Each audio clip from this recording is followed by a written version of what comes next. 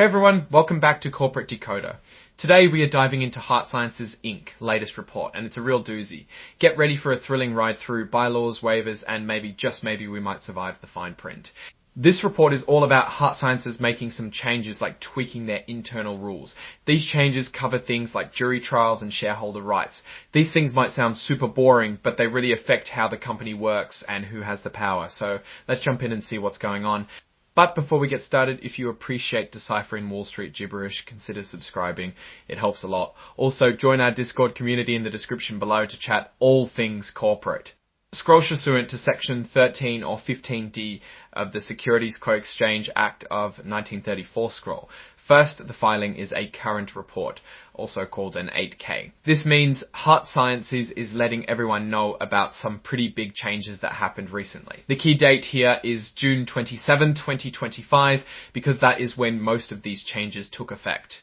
So what exactly changed? Well, it has to do with the company's internal rules, specifically their bylaws. Bylaws are like the company's operating manual, laying out how things should be done internally. On June 27, 2025, HeartSciences made some updates to comply with changes in Texas law. These updates involved everything from how lawsuits are handled to what it takes for a shareholder to bring a case. Let's break down exactly what changed. Scroll out a new section to provide for a jury trial waiver scroll. First, they added a section about jury trial waivers. Basically, this means that for certain internal disputes, folks are giving up their right to a jury trial. Instead, a judge would make the decision. These disputes are called internal disputes. Folks are giving up their right to a jury trial. Instead, a judge would make the decision. These disputes are called internal entity claims, and Texas has specific definition for that. This might sound confusing, but the goal is to streamline legal battles within the company.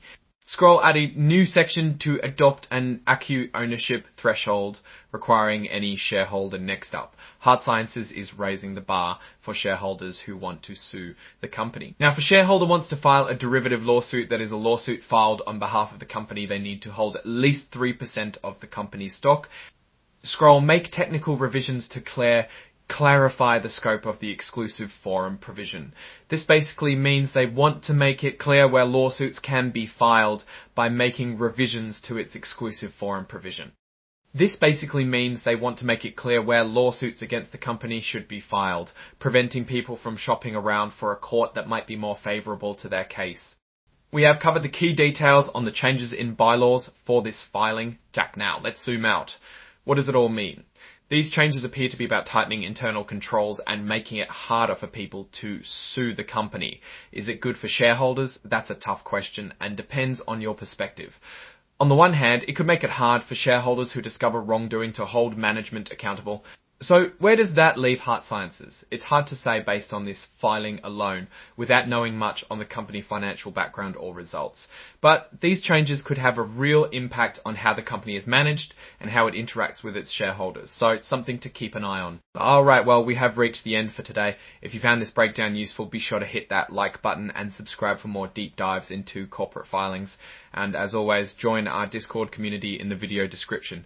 What do you make of these bylaw updates? Are they good news for HeartSciences or a warning sign? Let me know your thoughts in the comments. Thanks for watching, and I'll see you in the next one.